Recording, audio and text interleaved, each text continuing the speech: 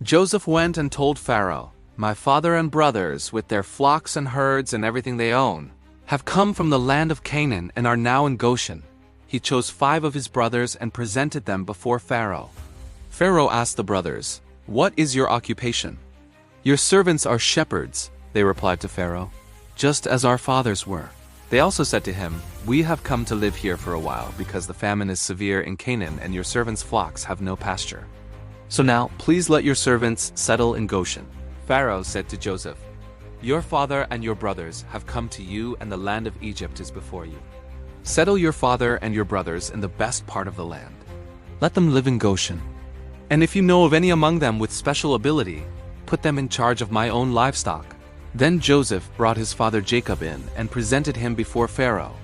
After Jacob blessed Pharaoh, Pharaoh asked him, "How old are you?" And Jacob said to Pharaoh, "The years of my pilgrimage are 130. My years have been few and difficult, and they do not equal the years of the pilgrimage of my fathers." Then Jacob blessed Pharaoh and went out from his presence. So Joseph settled his father and his brothers in Egypt and gave them property in the best part of the land, the district of Ramesses, as Pharaoh directed. Joseph also provided his father and his brothers and all his father's household with food, according to the number of their children. There was no food, however, in the whole region because the famine was severe. Both Egypt and Canaan wasted away because of the famine.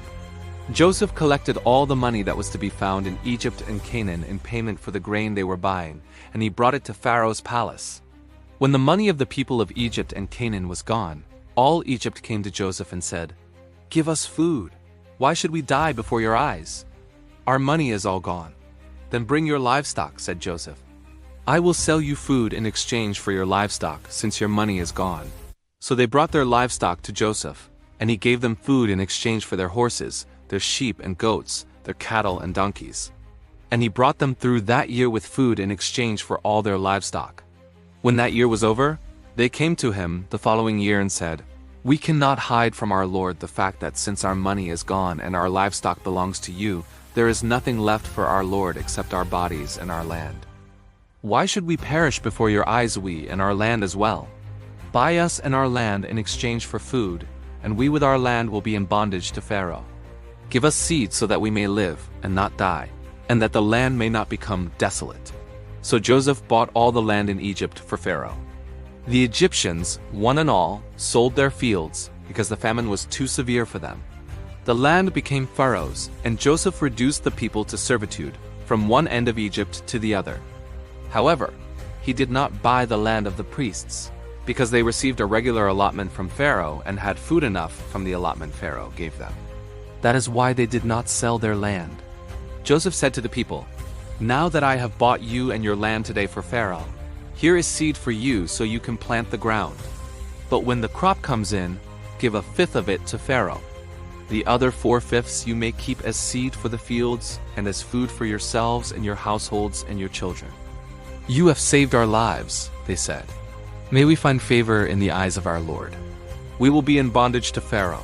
So Joseph established it as a law concerning land in Egypt, still in force today, that 1/5 of the produce belongs to Pharaoh. It was only the land of the priests that did not become Pharaoh's. Now the Israelites settled in Egypt in the region of Goshen. They acquired property there and were fruitful and increased greatly in number. Jacob lived in Egypt 17 years, and the years of his life were 147. When the time drew near for Israel to die, he called for his son Joseph and said to him, "If I have found favor in your eyes, put your hand under my thigh and promise that you will show me kindness and faithfulness. Do not bury me in Egypt, but when I rest with my fathers, carry me out of Egypt and bury me where they are buried." "I will do as you say," he said. "Swear to me," he said. Then Joseph swore to him, and Israel worshipped as he leaned on the top of his staff.